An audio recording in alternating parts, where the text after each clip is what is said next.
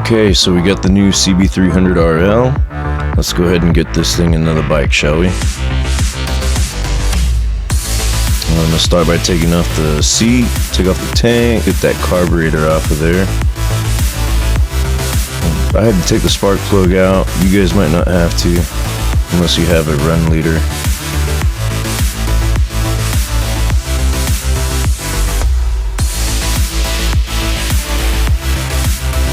Get the exhaust off.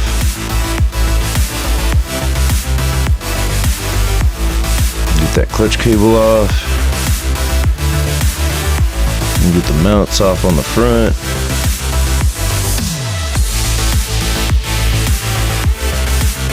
Got my oil cooler off. You guys won't have to do that if you're just doing a regular swap, unless you have one.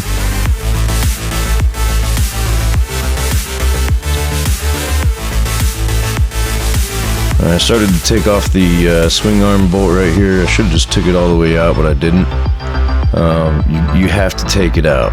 There's no way around it. Let's see. Let's start taking off some of the wiring here. Make sure you get your battery disconnected, of course, before you start doing anything. And take all these plugs out. Had to cut a bunch of zip ties to get all these loose. Once you get all these disconnected, you're going to want to move them out of the way.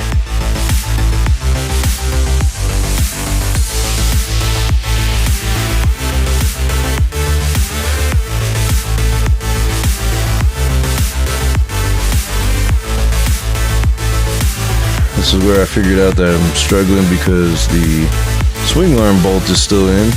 So now I gotta get that thing out. And let me tell you, this was probably the worst part of the whole thing. I was just trying to get this thing out because that bracket does not want to come off. I mean, it wraps around that whole motor and there's just no getting it off the motor and it staying in there. So get the swing arm off, your life will be so much easier. Alright, we got it out. I'm just going to do a little B-roll film for you here. Get the two motors sitting right next to each other.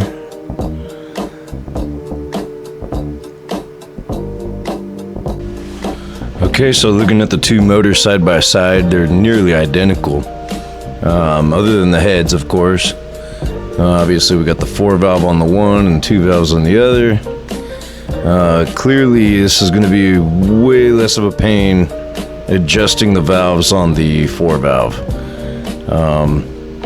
Doing it on the 2-valve, the PR250, it's just, I don't know.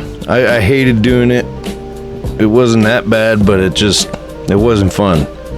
So I'm hoping that this one will be a lot easier. We'll see. But overall, the engines themselves are extremely similar, which is exactly what I wanted. I wanted a stress-free swap. Like I said, I was gonna do the head and jug and just swap everything over, but this is just way easier, same price. Alright, I'm gonna go ahead and get this clean here. Kind of have to tilt the motor to get it back in there, but it does drop in there. I put it in with the bracket, the rear motor mount bracket. The plug that comes with the Templar, it's a 6-prong plug with only 4 wires in it. The plug that comes with the CB300RL is a totally different plug. You might be able to swap the plug over, but I had already purchased a kit that I've been meaning to learn how to use, weatherproof connectors. So it's both ends, male and female, and I've been needing to get the right crimping tool and whatnot. Alright, so here's the connectors I was talking about.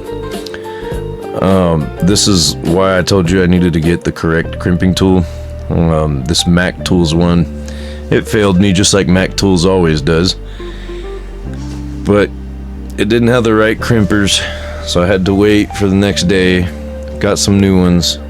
Got the right ones anyway. And then I was able to crimp these terminals on there. Okay, well, once you got the boot on there, then you can slide the terminal on, but you have to put the terminal into the tool. Okay, so once you got the terminal and the boot all hooked up together, then you can crimp it. Once you crimp it, then you can plug it into your connector. Like I said, I'm gonna make a whole video on it showing you guys exactly how to do it. And to be honest with you, I'd rather have a nice skinny connector in there anyway that's weatherproof, so you won't ever have to really worry about it ever again. And if you plan on keeping your old engine like I do, you can just crimp one of these on there onto your old one and swap the motors out as you please. So this other connector right here, gear select indicator, so the gear indicator, whichever gear it's in. I swapped some of the terminals around to match what was on the other side, and it didn't end up helping anything, and I'm gonna have to figure this out later, but that's what this connector right here is for. It's for the gear selector, and you really don't have to worry about it. It's just something I was messing with because I noticed that the colors didn't match up.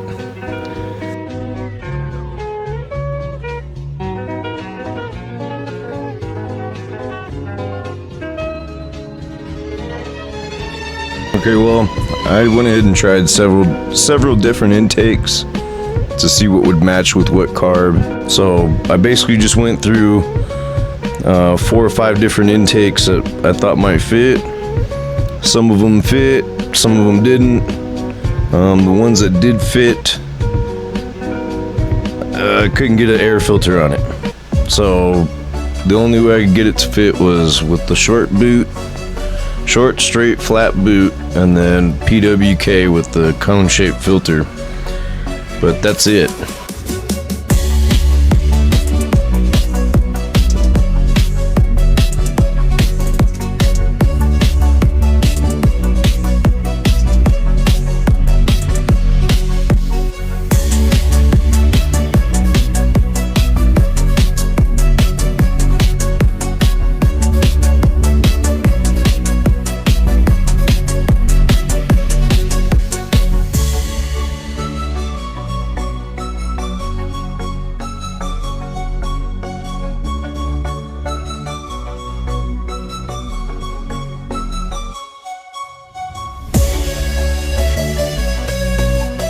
Alright, I'm gonna go ahead and put the exhaust back on now and start getting this thing back together now that I know I can get a carb on there and at least run it. So go ahead and get everything back together. I'm actually taking off this valve cover right here because it got damaged in shipping. I'm gonna take it over to my dad. He does powder coating, so he's gonna go ahead and hook me up. Now, right here, very important, if you're gonna take this valve cover off ever, you need to be careful when you're pulling the damn thing off. I got really lucky here. Almost got a dowel pin drop down into the engine. Luckily, it fell outside of the engine, and I was able to put it back on. Just a heads up for those of you that might be end up taking this valve cover off. Little shot of the 4 valves we got. And there's the damage to the valve cover. Okay, this airbox thing right here drove me nuts, and luckily it was only one of them, but the one you see me messing with right there on the bottom left corner, that one was just spinning around on the inside of the actual, I guess you would say, casing for the intake tube.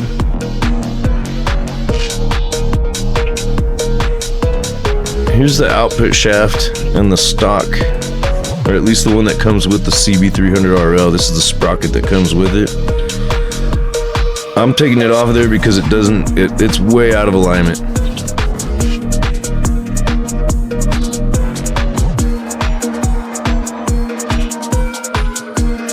Okay, so I just swapped the sprocket from the PR250 onto the CB300, and it already looks better. So I'm just gonna move on from here. We'll get back to that later.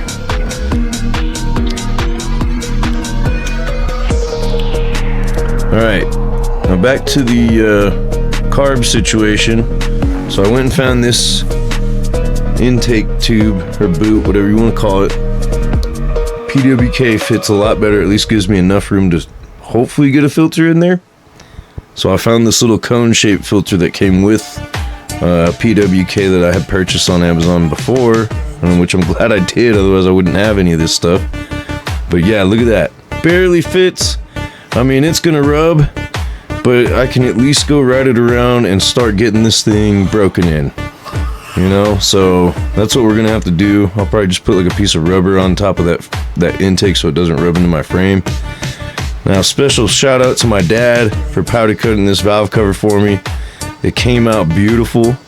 I did the Honda wrinkle red on it, and it just looks amazing. It just pops out way better than the other. Well, I can't say better, but it's better than paint, right? I'd rather have this powder coat than paint any day of the week. So I went ahead and put the stock intake back on with the PE30, just because I already have it tuned. The throttle cable's already set up for it. So I just went ahead and did the PE30. I didn't feel like having to change things or, you know, whatever, just to get it started. You know, I will end up using the PWK.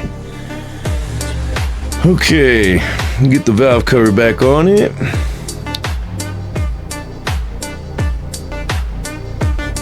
I'll go ahead and put this PE30 back together. I got the choke cable hooked up.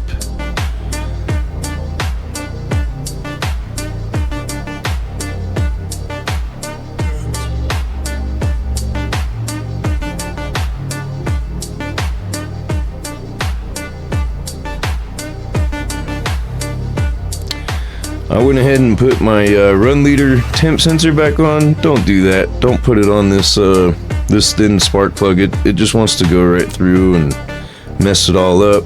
All I had was some Mobil 1, so I went ahead and poured that in there. I am gonna change it into a break-in oil once it gets in. I got it started here. You notice a bunch of smoke coming out of the exhaust and the spark plug hole, because I wasn't able to get it sealed correctly. So I'm assuming that's why I was white smoking like that out of the exhaust. I'm not 100%, I'm just assuming. But yes, I did get it started.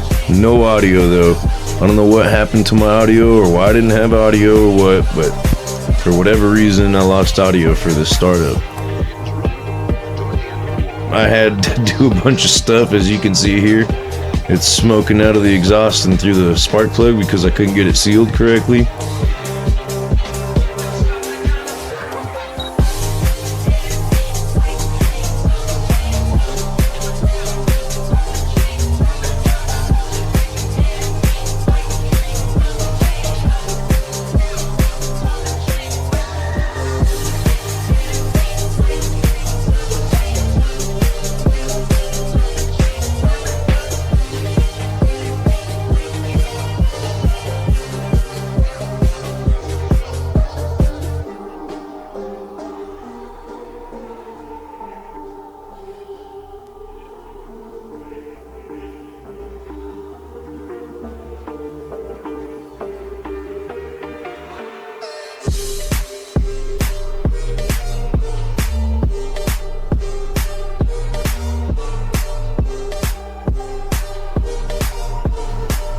I did take it out for just a little bit of a ride, just to go through the gears. After I set the chain here, I took her out for a little ride, just to go through the gears.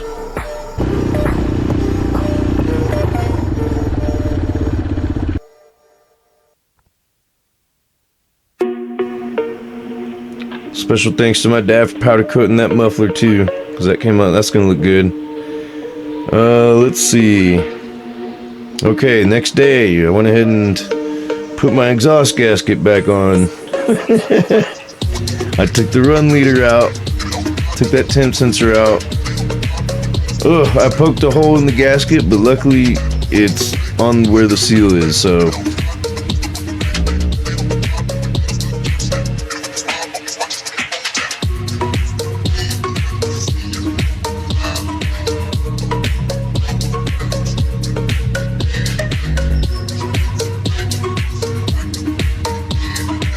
Okay, so here's what I had to figure out with the sprocket.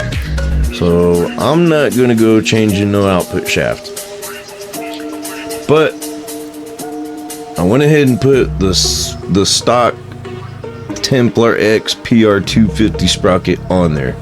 Less of an offset, boom, starts getting better, right? Well, it just wasn't good enough. It's not there. It needs to be dead on, straight, perfect. I don't want any other wear or anything like that. So what I had to do was flip the sprocket. Okay, so now the offset is on the outboard side. And you cannot ask for much better than that.